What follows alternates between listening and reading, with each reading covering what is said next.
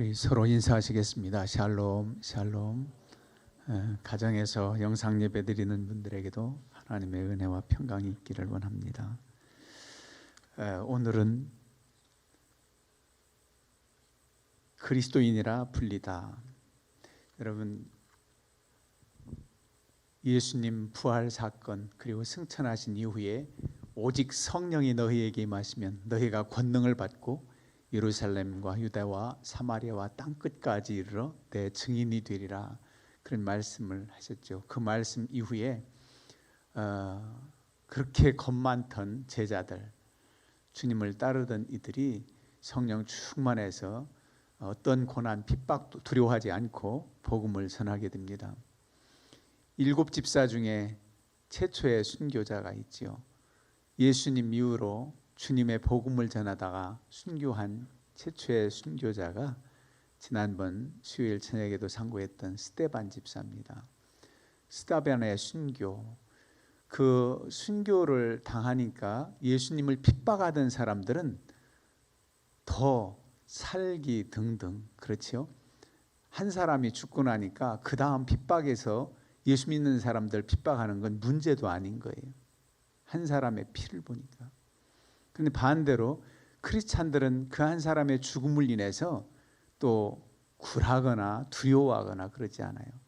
물론 핍박으로 인해서 하나님 뜻이 어디 계신지 하며 예루살렘만이 아니라 수리아 지역 안디옥까지 복음이 전하게 됩니다.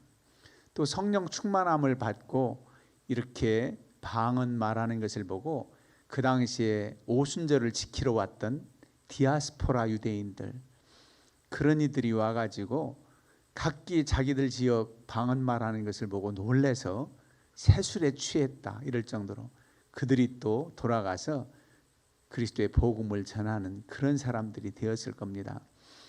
근데 사도들에 의해서 복음이 전해지는, 그리고 최초에 어찌 보면은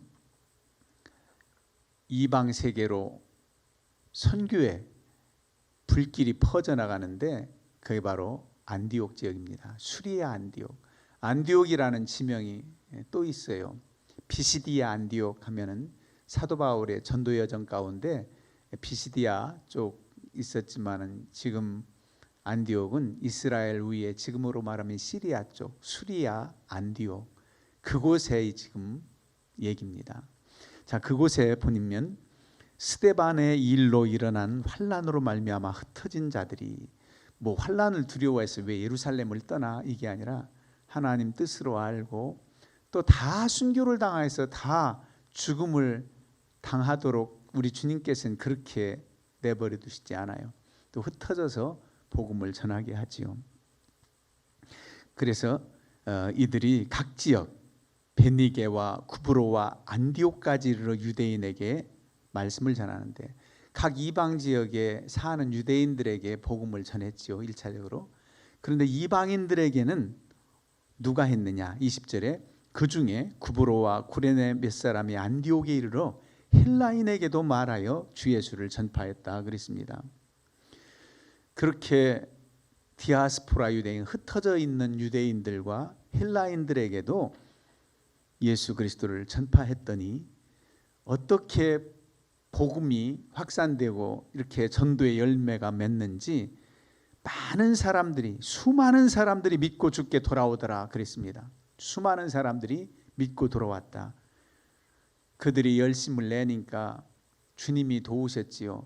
그래서 20절에 주의 손이 그들과 함께, 이게 참 중요합니다. 주님의 손이 그들과 함께 하심에 수많은 사람들이 돌아왔습니다.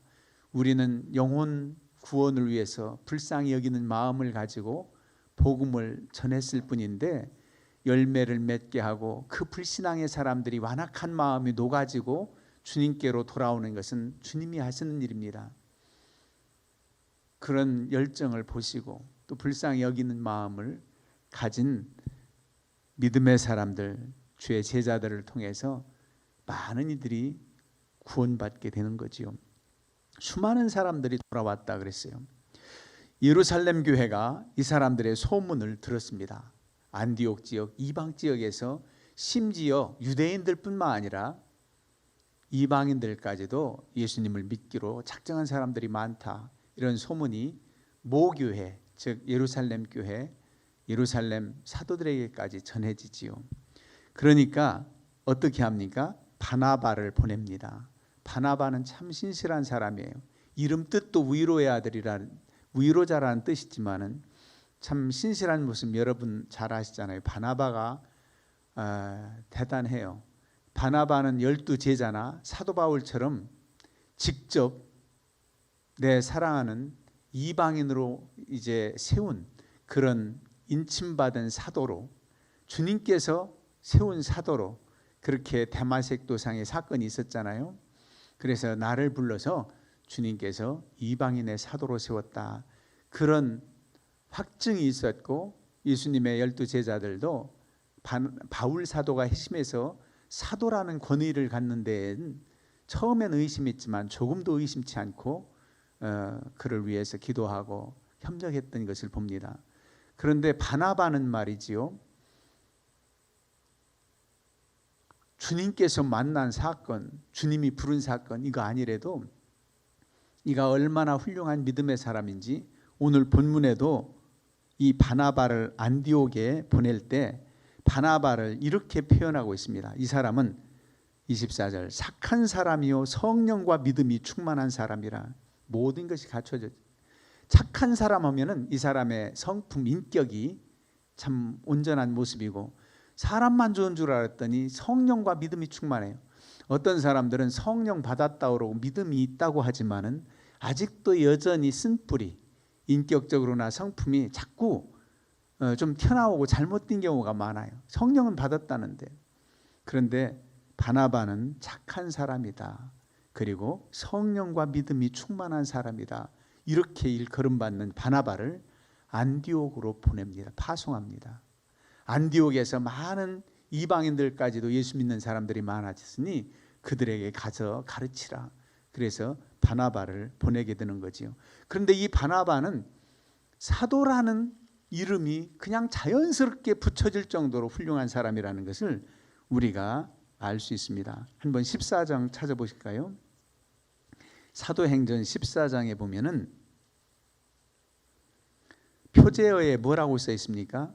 바울과 바나바가 이고니온에서 전도하다. 전도여행 갔을 때 처음 바나바랑 같이 갔잖아요. 이고니온에서 두 뭐라고 나와요? 사도가 함께 유대인의 회당에 들어가 말하니, 사도라고 바나바를 일컬어요. 두 사도가. 예. 그러니까 얼마나 인정받는 하나님의 사람이었는가를 알 수 있지요. 예. 두 사도가 이렇게 이런 바나바를 이제 수리아 지역 안디옥에 보내게 됩니다. 오늘 제목이 그리스도인이라 일컬음을 받은 그 동기가 무언가. 안디옥에서 예수 믿는 사람들을 그리스도인이라 불렀다.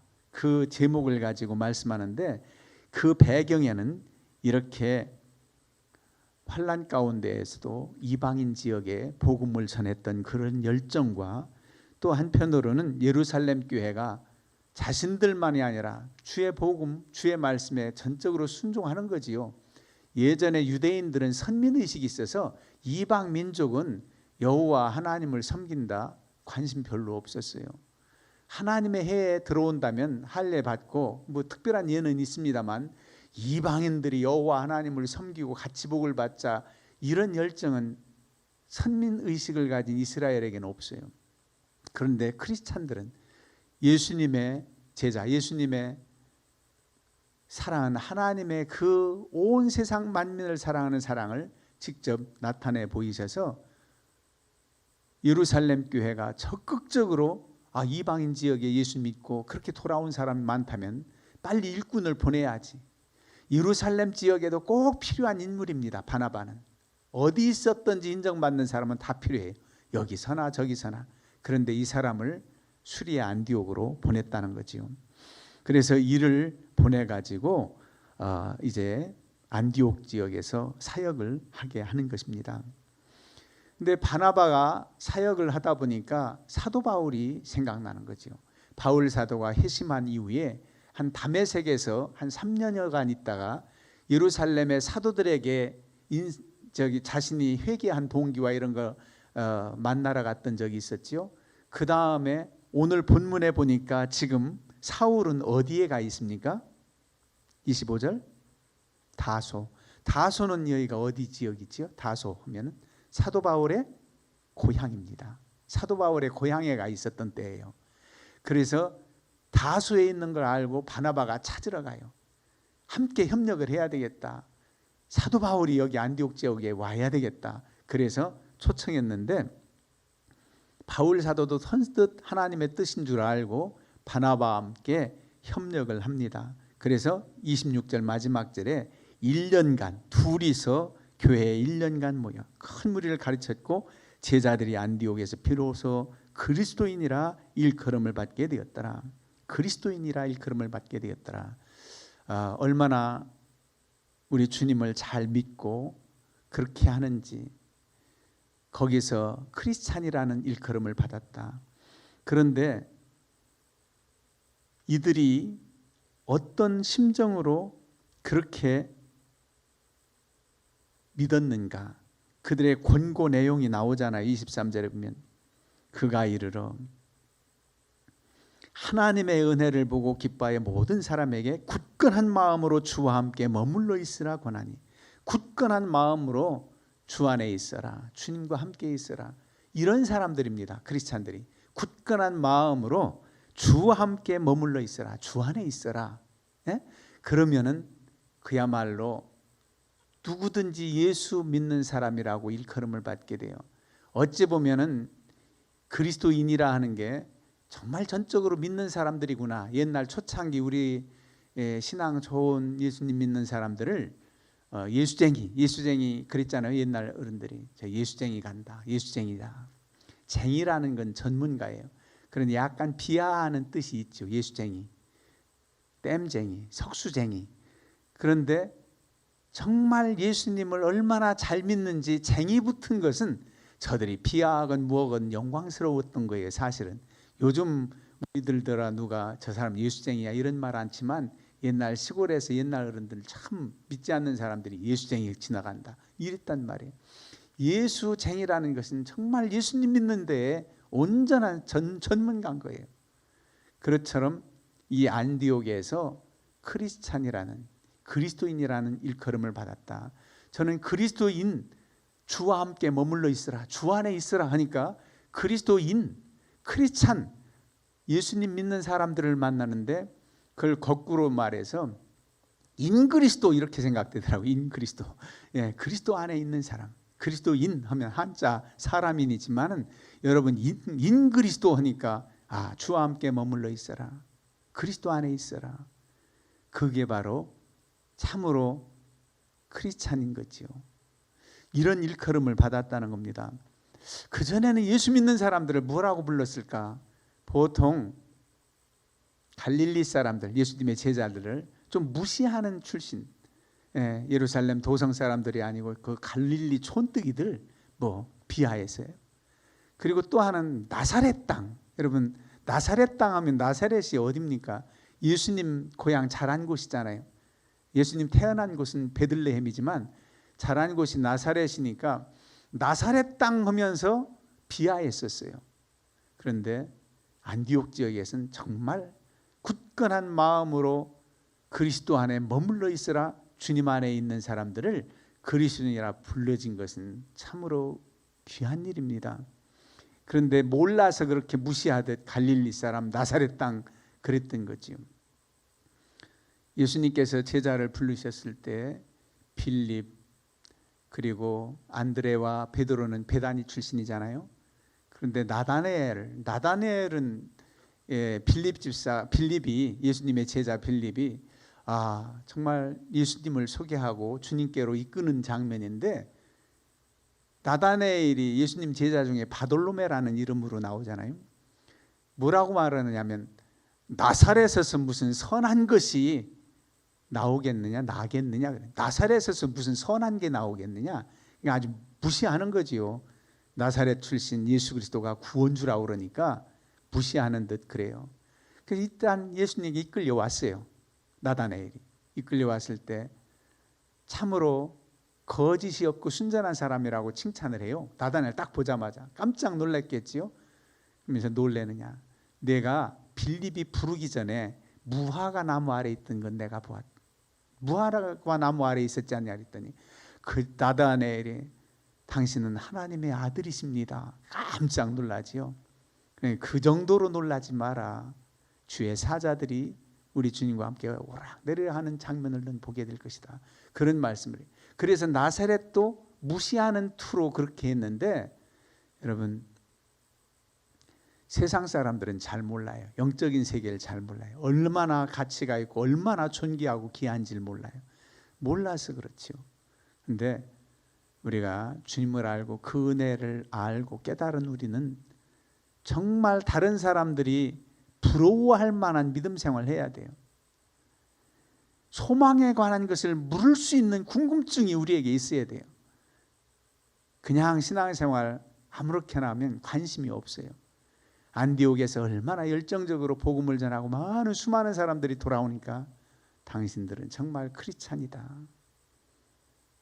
그렇게 불리움 받았듯 오늘날도 이렇게 비난하고 이렇게 조롱하고 조소하듯 하는 세상에서도 믿음으로 온전히 서길 바라요. 그래서 주의 영광 나타내시고 주님의 놀라우신 기적을 날마다 체험하는 우리 성도님들 되시기를 주님의 이름으로 축원합니다. 아멘.